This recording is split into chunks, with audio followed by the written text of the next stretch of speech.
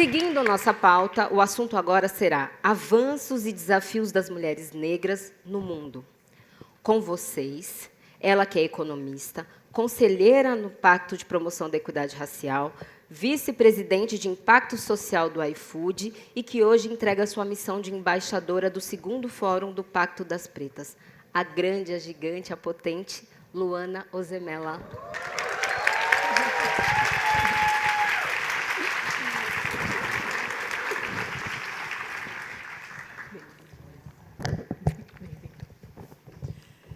Bom dia a todos e a todas. Eu sinto a mesma emoção da Tarciana. Quero primeiro começar agradecendo pela oportunidade.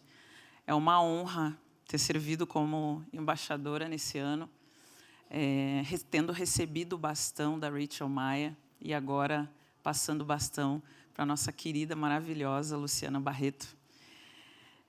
Eu vou fazer minha autodescrição. Eu recebi tantos elogios com esse cabelo. Desde que eu coloquei, eu preciso me descrever. Esse cabelo é inspirado nas mulheres etíopes.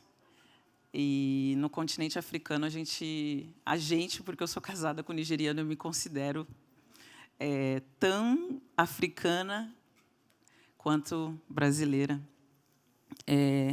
E a gente acredita que o cabelo é a semente que germinou da nossa alma. O cabelo, ele é muito mais que só uma representação da beleza. Ele é realmente o como a gente está se sentindo por dentro. E eu estou me sentindo muito linda, muito poderosa, porque eu sabia que eu estaria aqui. Eu sabia que eu ia poder ter muitos momentos para compartilhar com mulheres negras que eu admiro tanto. E hoje eu vou falar um pouco de algumas mulheres negras que estão produzindo também, assim como a Tarciana falou, resultados incríveis financeiros e transformação social. E eu vou começar, e até sobre a minha autodescrição. Então, o cabelo, vocês já sabem, estou vestindo uma roupa cinza, de linho e um sapato prateado. E eu quero começar, talvez, falando uma breve descrição da minha trajetória. Eu sou economista de formação, mas eu me tornei economista para aprender a linguagem do capital. Porque eu acredito muito que a gente só vai ter desenvolvimento econômico pleno no nosso país com equidade racial. E desde muito cedo eu não sabia muito bem como lidar com isso, como falar sobre isso, como convencer pessoas, sobretudo aqueles com o poder da caneta, de que equidade racial vale a pena, de que equidade racial é o futuro das empresas. Equidade racial traz a longevidade, não só a criatividade, a inovação, nos protege do efeito manada, que a gente vê em muitas empresas totalmente homogêneas e hegemônicas, e nos ajuda a crescer. E eu me tornei economista e embarquei numa trajetória internacional, e por isso que eu estou falando hoje de mulheres no mundo. Crescendo, eu nunca tive contato ou nunca escutei de muitos exemplos de mulheres negras. Talvez a Oprah, alguns de vocês podem ter me visto lá. Mas, mais que isso, mulheres no mundo dos negócios, no mundo dos investimentos, era muito limitado para mim. Então, o que eu estava fazendo era totalmente intuitivo. Era realmente, eu preciso saber falar um idioma que eu não sei, que é o idioma do dinheiro. E quando eu aprendi o idioma do... E eu tive que sair do país para aprender esse idioma do dinheiro. Eu fiz economia no Brasil, mas tive que sair para fazer mestrado e doutorado em análise de política econômica, aprender sobre como demonstrar a efetividade das políticas sociais e a rentabilidade social de tudo isso. E acabei trabalhando em banco de desenvolvimento, sendo a economista a cargo de demonstrar essa viabilidade econômica dos investimentos sociais. Então, viajei por toda a América Latina, mas o legal foi, eu não estava só no board, nos conselhos, apresentando os projetos, eu estava também sentando com as comunidades indígenas, discutindo, esse é o KPI que vocês acham que é o melhor para descrever a cosmovisão, o que vocês acreditam que é valor criado desse investimento? E eu recebi muitos nãos deles. Tá ridículo esses KPIs. A gente não se vê como pobre. A gente não se vê baseado num KPI financeiro, monetário, né? A gente tem uma visão de autodeterminação. E essa palavra, para mim, é fundamental, não só para as comunidades indígenas, mas também para nós, mulheres negras. E foi um pouco do que a Tarciana disse aqui. A gente precisa estar nos espaços para falar sobre nós, para trazer a nossa visão diferenciada, e isso faz muito a diferença. Só que, nos últimos anos, a gente observa que a gente chama em inglês, né, um backlash das políticas de diversidade e inclusão, um certo barreiras que a gente atingiu um nível de abertura muito grande pós o assassinato do George Floyd, em 2020, mas de uns tempos para cá a gente observa uma luta muito grande desse setor hegemônico contrário às ações afirmativas, assim como passou recentemente nos Estados Unidos a inconstitucionalidade das cotas raciais lá, e também sobre o Fearless Fund, que é um fundo de mulheres negras que também foi votado inconstitucional. É um fundo que faz aportes praticamente de doações de seed capital para empresas de mulheres negras, e foi votado como inconstitucional. Um fundo de mulheres negras não pode fazer aportes somente para empresas de mulheres negras. Isso que foi a decisão jurídica nos Estados Unidos. Então, a gente se depara com um momento muito delicado, mas, ao mesmo tempo, várias contradições, porque a gente vê a prestes, né, esperamos, nomeação de Kamala Harris, a primeira mulher negra a concorrer, né, à presidência da maior potência, de uma das maiores potências do nosso planeta. Então, a gente encontra essas dicotomias a nível global, geopolítico, e vocês se deparam. O que está em jogo aí, em todas essas discussões? As políticas de diversidade e inclusão. Elas estão no embate geopolítico global. Então, vocês reparam o poder que é ter nações que plenamente alavancam o empoderamento econômico de populações historicamente excluídas da economia. Então, essa narrativa é muito perigosa, mas o que está em jogo aí não é para nós, ESG não é ideologia, não é política, não é um tema político, é efetivamente a nossa aposta para a nossa sobrevivência no nosso planeta. É a nossa humanidade que está em jogo, né? Então, a gente precisa olhar para a narrativa de diversidade e inclusão, ou seja, não como uma narrativa, não como o fazer o bem, e nem mesmo como justiça social. É algo muito mais profundo que está em jogo. Então, eu trago para vocês que essa minha trajetória em desenvolvimento econômico culminou com, obviamente, o meu grande foco em empoderamento econômico da população negra, começando com o meu empoderamento econômico.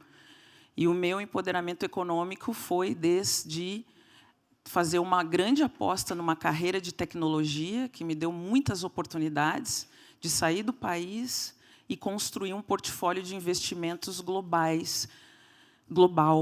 E entre esses investimentos, eu tenho investimentos na Ruanda, né, que é um investimento que, para minha felicidade, cresceu 10 vezes nos últimos 3 anos. É um investimento na agricultura.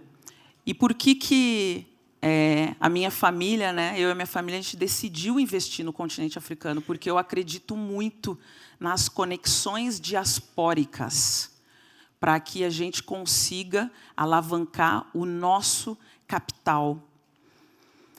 E, além desse empoderamento econômico através dos investimentos, ao longo disso, eu percebi que havia uma falta de mulheres negras investidoras, uma falta de pessoas negras. Justamente a rede de investidores anjos do Brasil hoje tem ainda somente 3% de pessoas negras que são investidores anjos. Quando eu comecei a conversar com a rede, não tinha nenhum.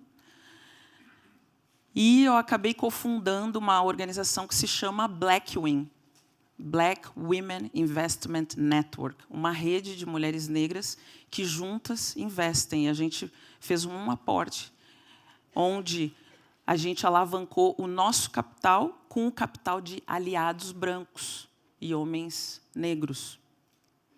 Porque a gente acredita que a gente também só vai conseguir promover o nosso empoderamento econômico não só com as conexões diaspóricas, mas construindo pontes com as pessoas brancas.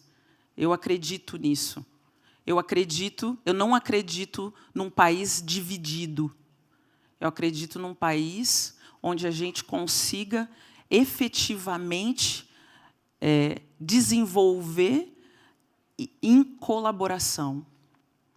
E, ao longo dessa trajetória, eu fui convidada, então, pelo então CEO do iFood, Fabrício Bloise, para me tornar vice-presidente de impacto social. Hoje a área se chama Impacto e Sustentabilidade, porque eu cuido tanto dos temas de impacto social quanto de meio ambiente.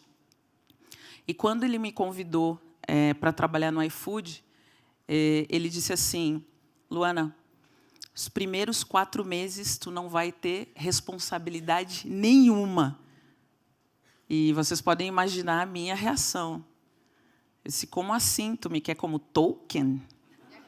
E aí ele veio com uma explicação de token na tecnologia que não tinha nada a ver com o token que eu estava falando. Eu: não é esse token. Deixa eu te explicar o que é token. Para aqueles que não sabem, token é tu colocar uma pessoa preta num lugar de destaque para dizer que tem diversidade e aquela pessoa não ter poder nenhum, não ter dinheiro nenhum. Isso é um token social, digamos, vamos dizer assim. E ele entendeu, ele disse: não, tu vai ser tão empoderada financeiramente quanto em termos de tomada de decisão. E essa conta fica muito cara se tu não tiver poder de decidir, se tu não puder ajudar a gente a construir uma empresa sólida para o futuro. Então, eu aceitei, e nos primeiros 4 meses, ele teve paciência.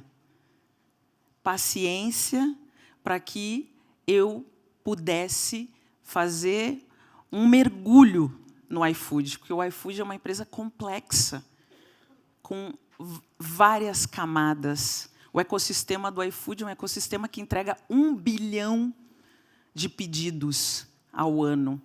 350 mil entregadores, sendo que 7 de cada 10 são pessoas negras. É um ecossistema com 350 mil estabelecimentos comerciais gerando renda todos os dias, onde 55% deles são de mulheres.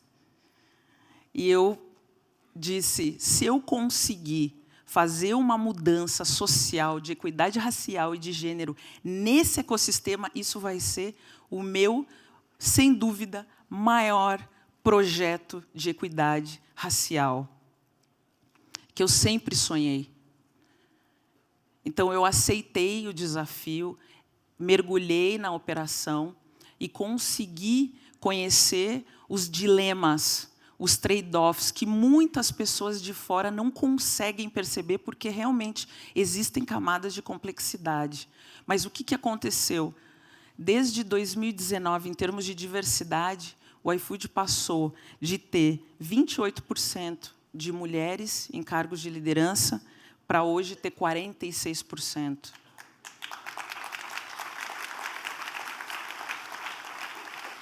E de pessoas negras na liderança, a Tarciana trouxe um dado de 4%, na média do Brasil. O iFood já tinha, em 2019, 14% de pessoas negras na liderança, e hoje tem 22%. O iFood tem quase 2.000 pessoas que se auto-identificam como pretas e pardas. Mas a gente não se dá por satisfeito. Não é suficiente. Porque quando a gente soma mulheres e pessoas negras, isso é mais de 65% da população brasileira. E a gente precisa ver essa diversidade em todos os escalões, em todos os níveis da empresa. E como que a gente faz isso? A gente precisa, primeiro, e isso é talvez uma sugestão para todos os líderes que estão aqui também trabalhando, preocupados com os mesmos temas que me preocupam. A gente precisa, primeiro, e está muito enraizado na cultura do iFood, encarar os fatos brutais. Se não está bom, não está bom. Não dá para ir para a televisão e dizer que está tudo ok. Que a gente fez um trabalho que 22% está ok. A gente precisa encarar o fato brutal de, ok, atingimos a meta que queríamos, como ir além? E não só isso, as pessoas diversas, pessoas negras, as mulheres, estão tendo uma jornada de colaborador, uma experiência excelente aqui dentro. A gente precisa ir além dos números de representatividade e assegurar essa experiência, esse ambiente de trabalho e essa equidade salarial, oportunidades de desenvolvimento, para que a gente efetivamente tenha uma empresa que alavanque o talento de todos e todas. Mas eu quero concluir falando sobre as mulheres que estão fazendo um trabalho muito, talvez, melhor e maior que o meu, e que eu admiro tremendamente. A primeira delas passou aqui nesse palco, agora. Tarciana Medeiros, primeira mulher a assumir uma instituição como o Banco do Brasil, de mais de 200 anos, uma instituição complexa, também com muitas camadas, muitos ativos, muitas empresas plugadas no ecossistema. Quase mais de uma centena de milhares de pessoas trabalhando, considerando o grupo como um todo, e, mesmo assim, conseguindo ter resultados financeiros excelentes. E, por falar nisso, um aspecto importante que eu não falei para vocês, de 2019 a 2024, no iFood, ao mesmo tempo que a diversidade está sendo alavancada, a gente bate recorde após recorde após recorde de número de pedidos. É possível conciliar. Eu estou aqui para trazer um case para vocês. Um case, Tarciana, que tu estava perguntando sobre... Estou aí para ver o antes e o depois. Esse é um case. É concomitante. Óbvio, alguns economistas vão dizer, mas e a causalidade, etc., e os temas mais técnicos. Ao mesmo tempo que a gente alavanca a diversidade, a gente também alavanca crescimento. E, além da Tarciana, né, que está fazendo um trabalho fenomenal de promoção da igualdade racial, eu também quero citar uma mulher que talvez vocês não conheçam, que é a Melody Robson. A Melody Robson eu acompanho há muitos anos.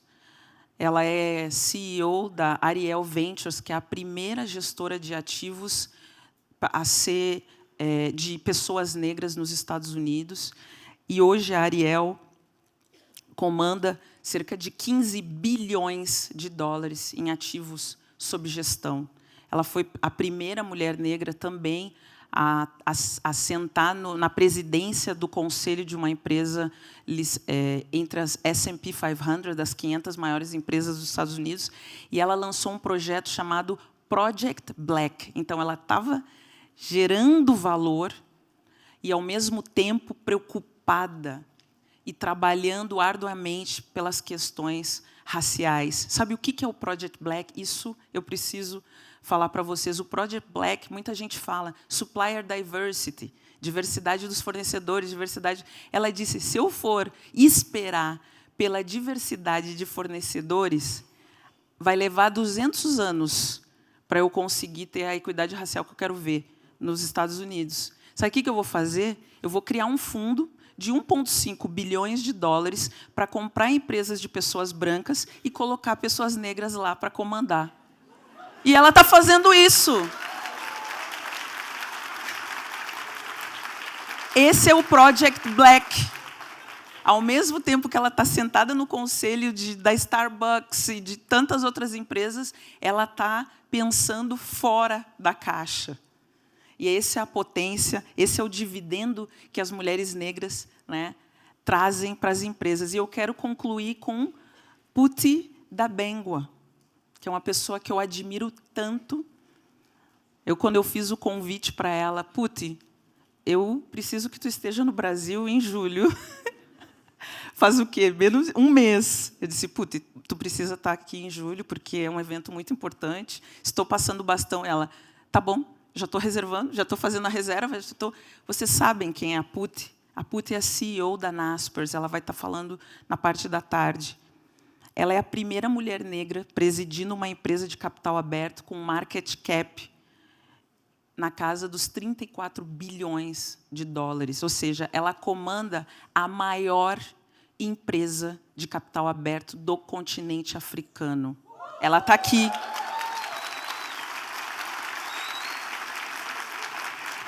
Mas não é só isso. Pela primeira vez, em muitos anos, e ela chegou recente na Naspers, pela primeira vez em muitos anos, a Naspers está dando lucro. Então, gente, e a Naspers é investidora do iFood. E a Naspers é investidora da Tencent. Vocês sabem quem é a Tencent? É a dona do WeChat, na China. Sabe quanto que vale o WeChat? 450 bilhões de dólares. Essa é a pessoa que está sentada aqui na primeira fileira. Gente, eu quero agradecer a todos vocês. Eu fico extremamente feliz de ter sido embaixadora, porque ser embaixadora é ser ponte. E eu queria trazer esses cases para que vocês se orgulhassem e para que os líderes empresariais vissem que, sim, é possível ter diversidade racial concomitante com ter lucratividade, rentabilidade, resultado e crescimento. Obrigada, pessoal.